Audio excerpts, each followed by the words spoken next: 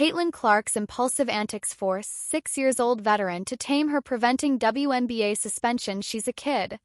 Caitlin Clark has been on fire in 2024, but so have her emotions on many occasions. The rookie's hasty expression of frustration during games landed her in trouble with the refs, getting 6 technical fouls during the regular season. One more and the Indiana Fever guard would have received a 1-match ban if it wasn't for her teammates, aka the de-escalation committee, after Clark's 6th technical against the Aces. With 2 regular season games to go, freelance photographer Brie Lewerke made a hilarious Instagram post. It was a carousel of CC's Indiana teammates working overtime, as Aaliyah Boston termed it, to calm the rookie down in different stages of the season. The de-escalation committee name in the caption stuck and is now making for some hilarity. Ahead of the WNBA playoffs, Indiana forward Katie Lou Samuelson was asked about this trending topic. The 6th-year veteran immediately let out a chuckle, replying, "She's a kid sometimes and keeps everything light, but sometimes you just gotta put her in her place." This is all the more funny from Samuelson's perspective because Clark is the new kid she has to take care of on court, in addition to her 1-year-old daughter Aaliyah. The ex-UConn star added, saying, "If we can keep her from getting technical, that is always a positive. We made it through without getting to 7. That was our goal as a group, and we did it. She's just always tripping, but she knows it too. So it's easy to laugh about it." Clark was lucky to not join the Phoenix Mercury's Diana Taurasi and Natasha Cloud, and the Dallas Wings' Tiara McCowan, who got 1-game suspensions for reaching the 7 technical fouls mark. That's how big a role the Indiana veterans have played to ensure smooth sailing for Clark. Their post-game comments have been on point as well. Avoiding any off, Caitlin Clark wasn't happy with the quality of refereeing after getting her 6th technical foul. In a post-game press conference, she criticized the refs, saying, "One was a complete accident and then the other 2 were just a little frustration with myself. So I think I could have done a better job keeping my emotions in check, but at the same time, like, really?"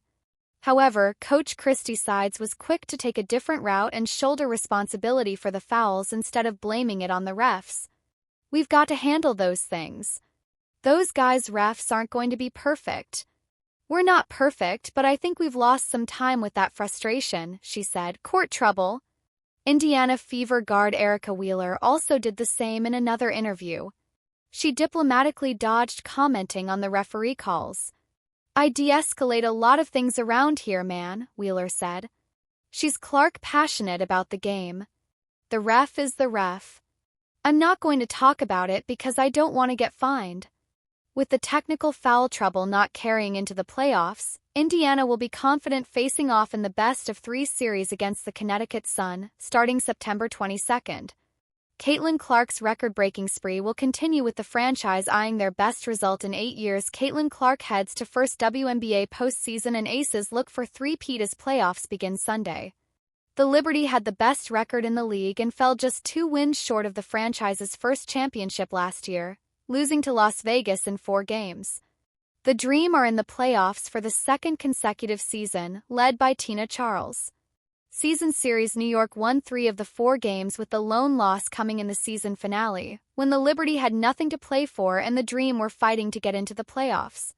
Major storylines. The Liberty's chemistry has improved this season, the second with the core group of Brianna Stewart, Sabrina Ionescu, Jonquil Jones and Courtney Vandersloot playing together. Stewart has shown once again she's one of the best players in the league and is a tough matchup. Atlanta is back in the playoffs for the 2nd consecutive year, the first time that's happened since 2013-14. Número 4 Las Vegas vs. Número 5 Seattle. Aya Wilson has been the best player in the league this year, raising her already impressive play to another level. She became the first player in league history to score over 1,000 points in a season and has been dominant on both ends of the court. The Aces started off slowly this season, while Chelsea Gray was out recovering from a foot injury suffered in the WNBA Finals last year. The team has won 9 of its last 10 games heading into the playoffs, including a win over Seattle on Tuesday's season series. The Aces took 3 of the 4 games from the Storm this season.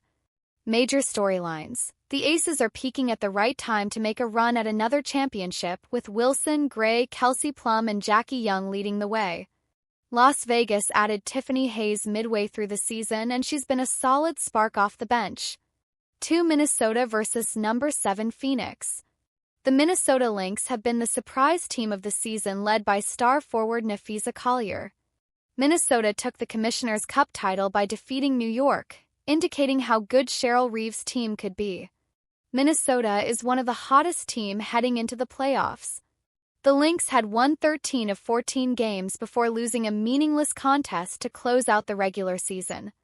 The Mercury have been on the other end of the spectrum, heading into the playoffs with 7 losses in their last 10-game season series. The Lynx won 3 of the 4 meetings this season. Major storylines. Diana Taurasi hasn't said whether she's going to retire at the end of this season or not, but Phoenix honored the league's all-time leading scorer on Thursday as if it was the end of her career. The Mercury have the talent to make a run in the playoffs, with Taurasi, Brittany Griner, Natasha Cloud, and Kalia Copper leading the way. 3 Connecticut versus number 6 Indiana. All eyes will be on Clark as she makes her postseason debut. The Fever struggled early in the season with a difficult schedule, but have really come on strong after the Olympic break. They had the first .500 or better season since 2016, the last time the team made the playoffs, finishing at 20-20. Clark, who set the league record for assists and the rookie mark for points, has help from Aaliyah Boston and Kelsey Mitchell. Connecticut has been to 8 straight postseasons. Season series: the Sun won 3 of the 4 meetings, but the Fever took the last one. The 3 Connecticut wins all came within the first month of the season.